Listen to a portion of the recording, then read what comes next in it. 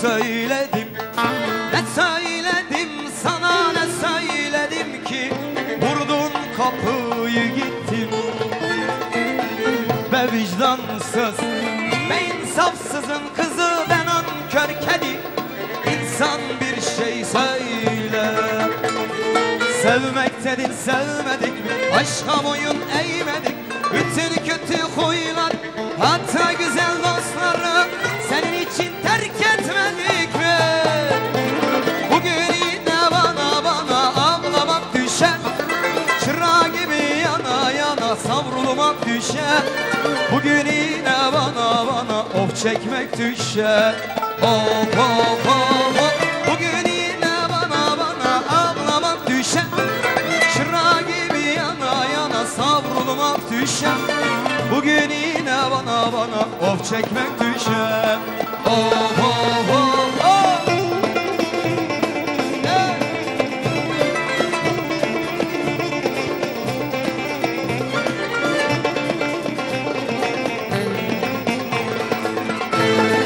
Her coşkuya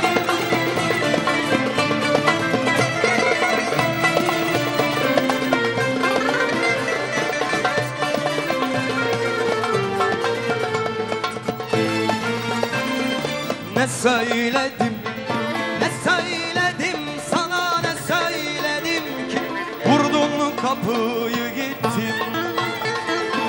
Be vicdansız, be insafsızın kızı, ben nankör kedi. İnsan bir şey söyle.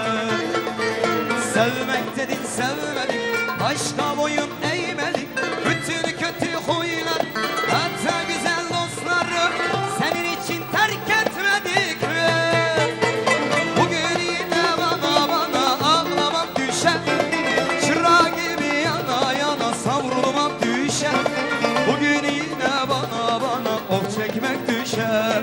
Oh oh oh.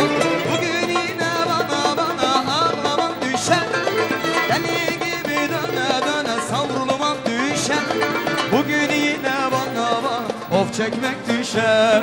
Of of of of. Çok mu